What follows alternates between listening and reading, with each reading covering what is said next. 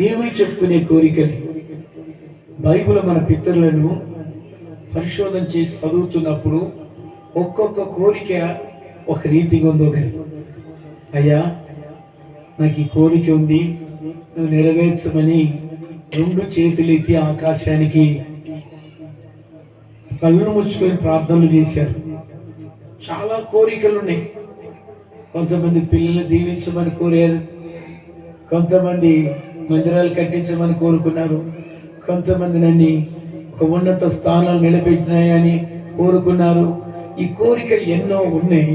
మనసు చెప్పుకునే కోరికలు కాదు, కానీ దైవానికి దేవునికి చెప్పుకునే కోరికలు నెరవేర్చమని చెప్పుకున్నారు మన పితరులు. ఈరోజు కూడా రాత్రి వాక్యం ఏంటంటే, దేవుని బిడ్డ, నీ జీవితంలో నువ్వు స్త్రీగా పురుషుగా ఉన్నావు, నీకు ఏదైనా ఒక కోరిక నెరవేరాలని నువ్వు ఆశపడుతున్నావా?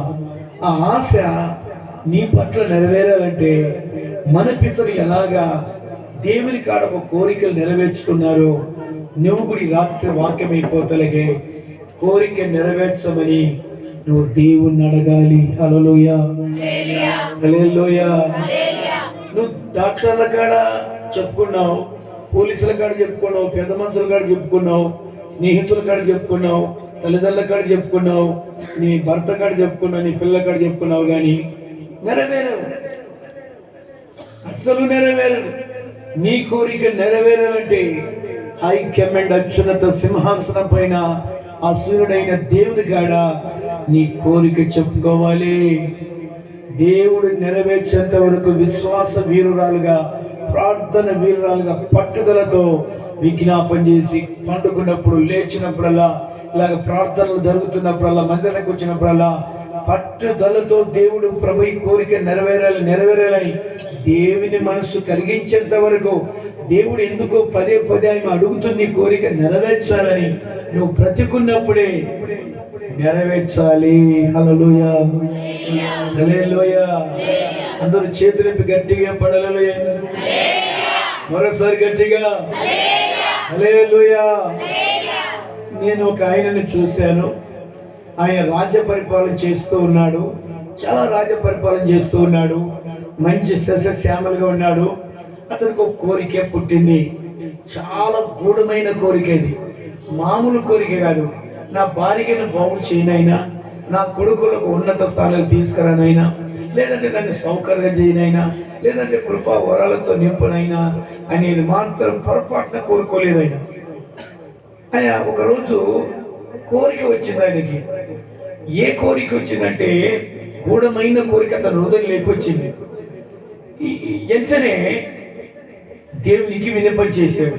దేవా, నాకు ఒక కోరిక ఉంది, నాకు ఒక ఆశ ఉంది, నేను చచ్చిపోతాలకే ఈ కార్యము నెరవేరాలని నేను ఆశపడుతున్నాను, ఈ కార్యం నువ్వు నెరవేర్చాలని నేను కోరుకుంటున్నాను రాజా. నీ కాడ ఈ విన్నపం చేస్తున్నాను, వినిపిస్తున్నాను, ఇదిగా నీ పాదాలుగా సమర్పిస్తున్నాను విషయాన్ని అని అతనికి కోరిక వచ్చిన కానించి ప్రార్థన చేయడానికి ప్రారంభించాడు. హల్లెలూయా, హల్లెలూయా. మరి ఎన్ని రోజులు ప్రార్థన చేశాడు, ఎన్ని వారాలు ప్రార్థన చేశాడు, మరి ఎన్ని నెలలు ప్రార్థన చేశాడు, ఎన్ని సంవత్సరాలు ప్రార్థన చేశాడో చరిత్ర లేకపోతే ఇంకొక లేక ఆయన చరిత్ర తెలిస్తే తర్వాత సూచన తెలుస్తుంది. కానీ ఎన్ని రోజులు చేసినారు, కానీ ఒక రోజు దేవుడు ప్రత్యక్షమయ్యాడు. హల్లెలూయా, హల్లెలూయా. ప్రత్యక్షమై ఏమంటున్నాడంటే, దావే పదే ఒక కోరిక కోరుకుంటున్నావు కదా బిడ్డ, నేను నెరవేర్చాలని ఆశిస్తున్నావు కదా, ఏ కోరిక నువ్వు చెప్పు. నువ్వు అనేక రోజుల నుంచి నువ్వు ఆశిస్తున్నావు, దాన్ని నెరవేర్చడానికి సిద్ధంగా ఉన్నాను, ఏ కోరిక చెప్పు బిడ్డ అన్నాడు. అప్పుడు ఆయన ఏ కోరిక కోరాడంటే, ఎవరు కోరిక కోరలేదు. ఏమని కోరాడంటే, దేవా, భూమిని ఆకాశాన్ని సృష్టించిన సృష్టికర్త అయిన దేవా, ఇదిగో నాకు భార్యనిచ్చావు, పిల్లల్నిచ్చావు, రాజ్యం ఇచ్చావు, పేరునిచ్చావు, అన్ని ఇచ్చావు, నాకు ఏ కోరిక లేదు, నాకు ఒక కోరిక ఉందయ్యా. ఇదిగో ప్రపంచంలో ఎందరో దేవుళ్ళని చెప్పుకుంటున్నారు కదా, అనేక మంది దేవుళ్ళని చెప్పుకున్నారు కదా, నిన్ను కూడా దేవుడు అని చెప్పుకున్నారు కదా, కానీ నీవేం చేసావంటే మా పితల పట్ల ప్రపంచాన్ని 3000 సంవత్సరాల సంవత్సరాలు ఏలిన ఈజిప్టు దేశాన్ని గడగడలాడిపించావు. ప్రపంచమే వణికింది ఈజిప్టు దేశానికి. 3000 సంవత్సరాలు ఏలింది ప్రపంచాన్ని. దాన్ని గడగడగడలు ఆడిపించావు. ఫరో రాజునే వాళ్ళ రథసారథులని 600 రథసారథులను 600 రథాలను ఎర్ర సముద్రంలో చేర్చి పడేసావు. ప్రపంచానికి నీ గురించి తెలిసిందయ్యా. ఇశ్రాయేలు దేవుడు గొప్ప దేవుడు. ఐగుప్తు దేశం 3000 సంవత్సరాలు పరిపాలించింది. అది ఘనమైన దేశాన్ని శివములేనిగా చేశాడట. ఎందుకలా ప్రజలు పోనివ్వకపోతే ఇలాగ చేశాడట. లేదంటే చివరికి వెంటాడితే ఎర్ర సముద్రంలో అలాగ చంపేశాడట అని ప్రపంచానికి తెలిసిందయ్యా. ఆ తర్వాత మా ఇశ్రాయేలు అందరూ ప్రయాణం చేస్తుంటే 40 రాత్రి పగలు 40 సంవత్సరాలు పొయ్యి కింద మంట పెట్టకుండా, వారు దిగపోకుండా, బట్టలు మార్చుకోకుండా మా పితరులు 40 సంవత్సరాలు నీవు తీసుకొచ్చావని ప్రపంచానికి తెలిసింది. చెప్పలు కొడతా గట్టిగా గట్టిగా. అయ్యా, అరణ్యములో నీళ్లు కావాలని అడిగినప్పుడు మా పితరులు నీళ్లు లేకపోతే బండలోంచి నీళ్లు తెప్పించావంట. మారాన్ని మంత్రంగా మార్చావంట. ఈ ప్రపంచానికి తెలిసింది నువ్వు దేవుడు అని, ఇశ్రాయేలు దేవుడు గొప్ప దేవుడని, అత్యున్నత సింహాసనం పైన ఆసీనుడైనని ఎంత పేరై వచ్చిందయ్యా నీ పేరు. నాకు కోరిక కలిగిందయ్యా నీ మీద. భూమి మీద ఏ దేశంలో కూడా నీ నామములో ఒక మందిరం కట్టలేదు. నాను కట్టాలని ఆశ ఉంది. చెప్పలు పెడతా గట్టిగా గట్టిగా. హల్లెలూయా గట్టిగా చెప్పాలి. హల్లెలూయా. నాకు ఆశ ఉంది. భూమి మీద ఒక మందిరం నీ పేరుట కట్టాలన్న ఆశ ఉన్నది, ఒక కోరిక ఉన్నది. దేవా, నువ్వు ఘనమైన దేవుడు, మా పితరులు నడిపించిన దేవుడు. రాత్రి అగ్ని స్తంభమై పగులు మేఘ స్తంభమై మా పితరులు నడిపించామని ప్రపంచానికి తెలిసింది. నీ గురించి తెలిసింది కనుక నువ్వు ఘనమైన దేవుడు కనుక నీ నామములో ఒక ఘనమైన మందిరము నేను కట్టాలన్న హృదయ కోరిక వచ్చింది. దాని కోరిక నీ రోజుల నుంచి విజ్ఞాపన చేశాను, మరిపెట్టి నీ పాదాలు సమర్పించానయ్యా. ఈ రోజు నన్ను అడగమంటున్నావు కదా, ఆ కోరిక నీకు చెప్తున్నాను, అది నెరవేర్చాలని ఆశపడి ఉన్నానంటాడు. అప్పుడు దేవుడు ఏమంటే తెలుసా, దవి నిన్ను ఇశ్రాయేలు యూదా గోత్రములు పుట్టినవాడు నువ్వు సదాకాలం సింహాసనం మీద నీ సంతానం ఉండాలని నేను కోరుకున్నాను. కానీ ఇలాగా దైవ సంబంధమైన మందిరం కట్టుతావని, ఇలాగ కోరుకుంటామని కోరుకోలేదు. లేదు దావీదు, వద్దు అన్నాడు. అప్పుడు నా కోరిక అదేనైనా చెయ్యాలన్నాడు. అప్పుడు అన్నాడు, దావీదు నీకు ఇంతగా ఆశ ఉంది కదా బిడ్డ, ఎందుకంటే నువ్వు నా ఉద్దేశం నెరవేర్చిన వాడవు, నా హృదయ ఇష్టానుసారుడవు. నువ్వు బాధపడకూడదు, ఈ కోరిక నెరవేరుస్తాను, నువ్వు బాధపడవద్దు. నేను నెరవేర్చాలంటే నువ్వు చాలా మందిని నరికేసావు, చాలా మందిని చంపేశావు, నీ చేతులతో గొర్రెగుడ్డలతో నరికావు, చాలా మందిని ముక్కలు చేశావు, నీ చేతులల్లా రక్తాలు ఉన్నాయి. హల్లెలూయా గట్టి చెప్పండి. హల్లెలూయా. నా మందిరం కట్టాలంటే పరిశుద్ధుడై ఉండాలి. హల్లెలూయా హల్లెలూయా. నా మందిరం కట్టాలంటే నీతిమంతుడై ఉండాలి. నీ చేతులతో పునాదులు వేయకూడదు, నీ చేతులు రక్తముతో ఉన్నాయి. కానీ నీ కోరిక కాదనను, నీ నడుములో పుట్టబోతున్న కుమారుని ద్వారా నీ కోరిక నెరవేరుస్తాను. చెప్పలు కొడతాం గట్టిగా గట్టిగా చెప్పలు కొడతాం. ఎందుకంటే నీకు ఇంత ఆశ ఉంది కనుక, నాకు విన్నపం చేసావు గనక, అనేక రోజుల నుంచి జ్ఞాపం చేసావు గనక, నీకు ఆశ ఉంది గనక, నీ కట్టడానికి అవకాశం నీకు లేదు గనక, అయినా నీ ఆశ నేను కాదనను. ఎందుకంటే నా సన్నిధులను మొదలుపెట్టావు అనేక రోజులలో. కానీ నీ కోరిక నీ నడుములో పుట్టబోతున్న కుమారుడు ద్వారా నేను కట్టిస్తాను. హల్లెలూయా గట్టి చెప్పండి. హల్లెలూయా. మొదటి రాజుల గ్రంథము 8వ అధ్యాయం బైబిల్ ఉన్న వాళ్ళు, మొదటి రాజుల గ్రంథం 8వ అధ్యాయము 17 వచ్చిన చదువు కోరిక కోరుకున్నాడు దేవుని కాడ. ఇశ్రాయేలు దేవుడైన యెహోవా ఆ, నామఘనతకు ఒక మందిరమును కట్టించవలెనని నేను ఒక మందిరము కట్టించవలనని నా తండ్రి అయిన దావీదునకు మనసు పుట్టగా యెహోవా నా తండ్రి అయిన దావీదుతో సెలవిచ్చినదేమనగా నా నామ ఘనతకు ఒక మందిరము కట్టించుటకు నీవు తాత్పర్యము కలిగి ఉన్నావు. దావీదు. ఆ తాత్పర్యము మంచిదే అయినను నీవు మందిరమును కట్టించకూడదు. నడుములో నుంచి పుట్టబోతున్న కుమారును నా నామ ఘనతకు ఒక మందిరమును కట్టించును. చప్పలు కొడతాం గట్టిగా.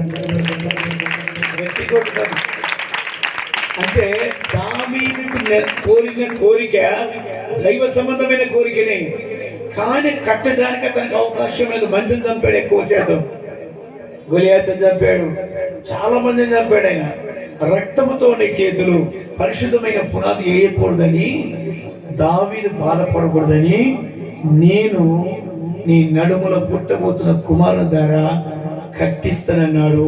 మాటిచ్చాడు దేవుడు. ఆ ఆశ ఎప్పుడు నెరవేర్చాడు? 2వ దినవృత్తాంతాలు బైబిల్ ఉన్న వాళ్ళు 2వ దినవృత్తాంతాలు 7వ అధ్యాయము 1వ వచనం చదువుతాం. బైబిల్ ఉన్న వాళ్ళు ఎప్పుడు నెరవేర్చాడు ఆయన కోరికని? సొలొమోను తాను చేయు ప్రార్థనను ముగించినప్పుడు, సొలొమోను రాజు చేసే ప్రార్థన ముగించిన తర్వాత అగ్ని ఆకాశం నుండి దిగి దహన బలులను ఇతరమైన బలులు దహించెను. యెహోవా తేజస్సు మందిరము నిండా నిండెను. దేవుని తేజస్సు మందిరం మీద నిండెను. యెహోవా తేజస్సుతో మందిరము నిండినందున యాజకులు అందులో ప్రవేశింపలేకయుండిరి. యాజకులు ప్రవేశించలేదు. అగ్నియు యెహోవా తేజస్సు మందిరము మీదికి దిగగా చూచి ఇశ్రాయేలులందరూ సాష్టాంగ నమస్కారము చేసి దేవునికి స్తోత్రం. అమ్మా, సొలొమోను చచ్చిపోయిన తర్వాత, సొలొమోను పుట్టిన తర్వాత, దావీదు చనిపోయిన తర్వాత నా బిడ్డ కోరిక నెరవేర్చాలని సొలొమోను రాజును ఎన్నుకొని అనేక సంవత్సరాలు సొలొమోను రాజును మందిరం కట్టించి ప్రార్థన చేసి ముగించిన తర్వాత అగ్ని మందిరం అంతా నింపబడిందంట. అగ్ని జ్వాలలతో వెంటనే దహన బలులు అర్పించి పారిపోయి బయటకు వచ్చారంట. అగ్ని దుగ్గొస్తే తర్వాత కింద ఎట్లా అర్పించారు? యెహోవా దయాళుడు, ఆయన కృప నిరంతరం ఉండెను. ఆయనను ఆరాధించి స్తుతించిరి. రాజును జనులందరూ యెహోవా ఎదుట బలులు అర్పించిరి. రాజైన సొలొమోను 22,000 పశువులను 22,000 పశువులను బలర్పించాడు. 120,000 గొర్రెలను బలర్పించాడు. యాజకులు తమ తమ సేవా ధర్మములలో ఎన్నమ్మా ఎట్టి చెప్పండి 22,000 పశువులు. బాగినది పోలకల్లో క్రిస్మస్ పండుగ వస్తే 40 ఎద్దులు కోస్తే ఏర్లై పడుతుందంట. అలా బండల మీద రక్తం, ఒక్కొక్క ఎద్దుల రక్తము 16 లేదా 20 ఉంటుంది. మళ్ళీ 22,000 ఆవులు కోసినప్పుడు రక్తం ఏమైంటది?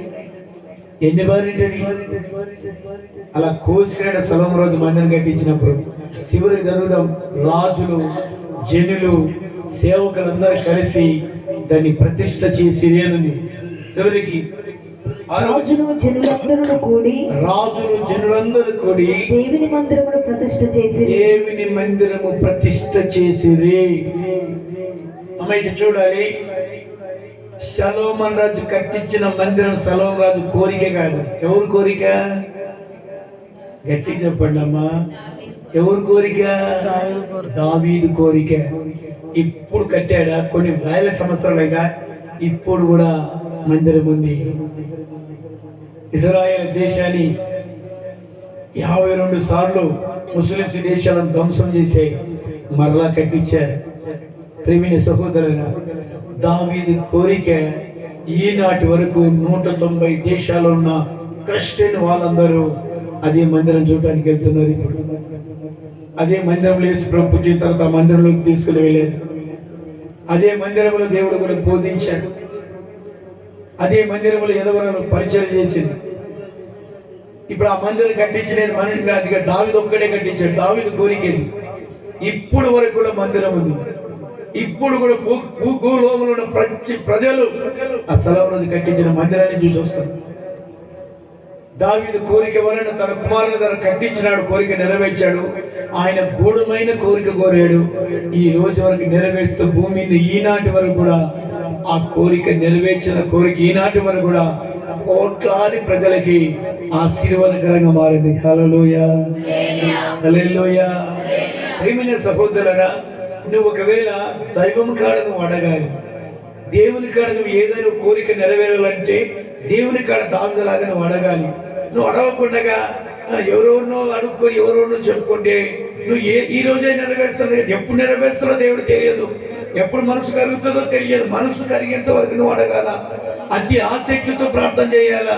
నువ్వు సొమ్మసిల్లిపోకూడదు, మోచరిల్లిపోకూడదు, బలహీన పడకూడదు. నువ్వు బలహీన పడినావనుకో, నువ్వు పొరపాటున కూడా ఆ దేవుని మనసు కరిగించేంత ప్రార్థన చేయకపోతే నీలో విశ్వాసం లేదని లెక్క. ఒకసారి పాలు తినలు ప్రవేశించే దేశాన్ని